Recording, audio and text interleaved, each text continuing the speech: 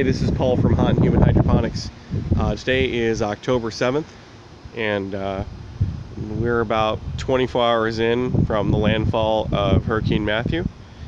And it's been pretty uneventful here in Tampa, but not to take away from what's going on the coast. What's going on the coast right now is pretty radical as far as the extreme amount of damage that's taking like places like Melbourne and going all the way up to Jax. And I want to show you what this looks like, because you guys probably don't get a chance to see what it looks like from coming up. You can actually see the rotation of the sky on a grand scale, and I'm trying to see if I can capture it.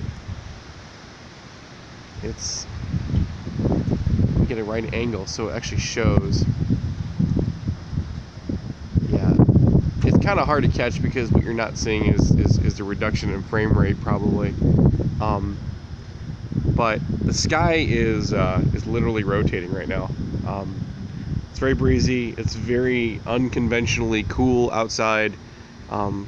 It's getting cooler this time of year. Matter of fact, I'm sure this hurricane is going to change the entire temperature profile for the month of October a little bit earlier than normal. So, one of my concerns, obviously, for my family and my friends out there was, hey, how is my hydroponic garden going to hold up? How are these tomatoes are really fragile, and is it going to take them out? Is it going to cause stress on them? I mean, really, what's the deal here, right? And a lot of the people on Hot and Humid Hydroponics have seen the way I've built my Dutch buckets, but really have never really taken into consideration some of probably the things that I've done. And you could do these things also if you're building stuff for soil as well, okay? I'm sure I'm not the first person to do this, but it's the first set of Dutch buckets that I've seen like this. So, again, just as I always will, recapping, Dutch buckets are nothing more than a style of hydroponic, recirculating hydroponics, that ultimately does very well when you are growing large rooted items, specifically like tomatoes and peppers and so forth.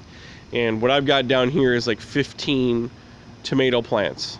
Now, you'd think this is a lot of work to generate for a lot of tomato plants, but I'll tell you this, I don't do a lot of work to keep these tomatoes up, and last season they were all over the place. But so when I built this with my associate Jose Vasallo here in Tampa, is a good friend of mine, we really try to put in a lot of thought of, okay, pardon me, what kind of environmentals are we going to be dealing with? Well, in Florida, at any given time, you could be dealing with a lot of wind, okay? I mean extreme wind. So I didn't want to just set the Dutch buckets up on a piece of plywood with, the traditional rail hanging over and then just kind of strapping it in. I really wanted to make sure that this was going to stay put, because ultimately I don't want to go 3 months into a grow season and then all of a sudden have a major storm pop up and then bam, you lose your options. That's one thing. So what I did is I utilized the rim of the buckets, and I made sure that I more or less just sunk the buckets in on the wood itself. They're not drilled down, nothing's holding them down. Could I technically strap them down a little further? I could, but with the we can get a picture shot over here. You see the PVC, it's running down all the way to the end. Those are connecting to all the buckets, if you can hear me there. My thought process is, if it's going to rip it up from there, that's usually like a tornado, and this whole structure and everything with it's going with it anyways. But I digress. This video is more or less just a marker for me. I like to more or less see where I'm at, different stages of different seasons, and kind of cross compare them with previous seasons, previous tomato varieties. And that's pretty much all this is about. I'll tell you one thing, Eric Heimel with Hot and Humid Hydroponics dealt with these bad boys this year, and for the first time I dealt with it too. I dealt with a hornworm, a tomato hornworm, just about 10 minutes ago. And when I say dealt with him, I mean he's no longer on this earth. And I know it sounds a little cruel, but these jokers will literally strip a tomato plant. Like, When I came out here yesterday, I was trellising and doing things really difficult. I mean, there's a lot of work I had to do really quick before the storm kicked in. And I said to myself, all right, something is taking off the tops of my tomato plants here. Something is biting them. I don't know what it is. And not many things eat tomato plants. You gotta understand, nothing eats a tomato plant. I figured it was a hornworm, but I couldn't see them. And that's the thing about hornworms. They're camouflaged in your tomato plant. I wouldn't be surprised if there's another one in this group here, and that's why I'm about to spray some BT. But needless to say, 1 or 2, let alone 4 or 5 hornworms will literally strip an entire tomato plant. You usually got to see them rustling in the leaves, and I was so busy yesterday I just couldn't get a beat on him, and I figured he was in here, but I didn't think it was going to do that much damage. And it was going to rain, so what's the BT going to do if it's pouring raining like it did last night?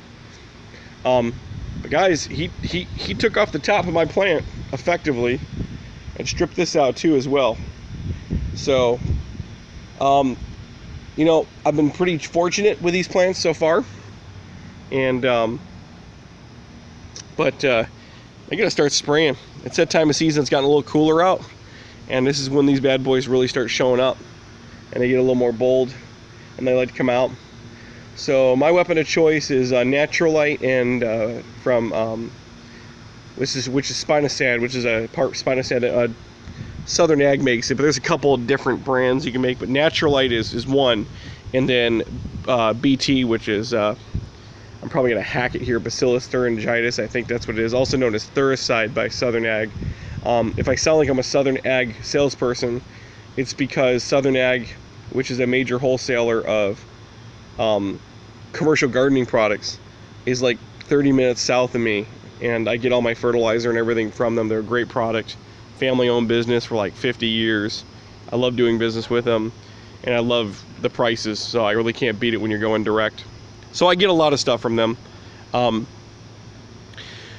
post a picture of the hornworm. If you've never seen one, a tomato hornworm is just, it'll shock you because you creep right up on it and you're like, wow, that's a big caterpillar. And for those who don't know, they are essentially a moth. They are not a beautiful caterpillar that are endangered. No, these jokers are everywhere. And so, you know, sometimes you just got to pick between you and your gardening. And sometimes, you know, gardening is brutal, you know. Aphids die. Lots of things die. It's going to happen. I felt really bad about it, too. I'm going to be honest with you. I did not like dealing with him, quote unquote. But, you know, it's just like if you got a whole herd of cows, you know, and there's a wolf out there. It's trying to eat, it's trying to live, but at the same time, it's either you or them or you know, so you do what you gotta do.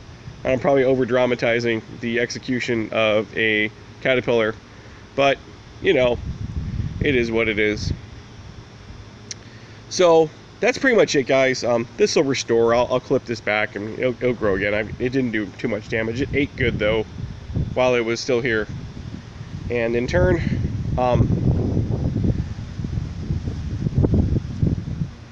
that's pretty much it for right now, guys. I got tomatoes actually already. I got flowers already.